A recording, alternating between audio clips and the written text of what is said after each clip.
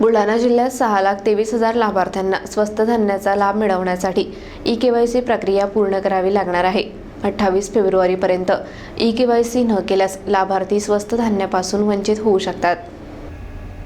बुलढाणा जिल्ह्यातील शिधापत्रिका धारकांसाठी स्वस्त धान्य वितरण प्रणाली पारदर्शक बनवण्यासाठी शासनाने ई-केवायसी प्रक्रिया सुरू केली आहे. मात्र अद्याप 6,23,000 लाभार्थ्यांनी ई-केवायसी पूर्ण केलेली नाही. 28 फेब्रुवारी 2025 पर्यंत ही प्रक्रिया पूर्ण केली पाहिजे. त्यानंतर केवायसी न केल्यास त्या लाभार्थ्यांना स्वस्त धान्य मिळणे थांबवले जाऊ शकते. त्यानुसार जिल्हा पुरवठा अधिकारी गजानन टेकाडे यांनी एक महत्त्वाचे निर्देश दिले आहेत. त्यांनी 13 तहसीलच्या तहसीलदारांना मोठ्या गावांमध्ये शिबिर घेण्याची सूचना दिली आहे. या शिबिरांमध्ये लाभार्थ्यांना ई-केवायसी करण्याची संधी मिळेल. पूर्वी 31 डिसेंबर 2024 ची मुदत होती, पण आता ती वाढवून 28 फेब्रुवारी 2025 केली आहे, ज्यामुळे लाभार्थ्यांना एक नवी संधी मिळाली आहे. परंतु स्वस्त धान्याचा लाभ कायम राखण्यासाठी शिधापत्रिका धारकांनी आपल्या कुटुंबातील सदस्यांसह वेळेत ई-केवायसी करणे अनिवार्य आहे.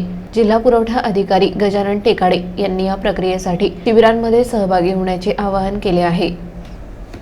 बुलढाणा जिल्ह्यामध्ये एकूण 4,97,000 शिधापत्रिका ह्या राष्ट्रीय अन्न सुरक्षा कायदा 2013 अंतर्गत धान्यासाठी पात्र ठरल्या आहेत. सदर शिधापत्रिकेवर एकूण 18,97,000 लोकसंख्या असून या 18,97,000 लोकसंख्येला धान्य सुरू ठेवण्यासाठी ई-केवायसी करणे आवश्यक आहे.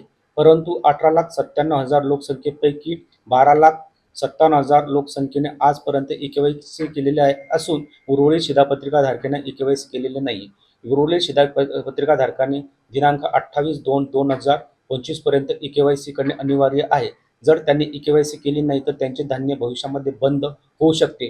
जर ई-केवायसी न केल्यामुळे त्यांचे धान्य जर शासनाने बंद केल्यास पुरवठा विभाग बुलढाणा मधील कोणताही अधिकारी किंवा कर्मचारी तसेच स्वस्त धान्य दुकानदार जबाबदार राहणार नाही. त्यामुळे धान्य सुरू ठेवायचे असेल तर उर्वरित 6,23,000 लोकसंख्येने तात्काळ स्वस्त धान्य दुकानदाराशी संपर्क करून त्या आपली ई-केवायसी करणे अनिवार्य आहे.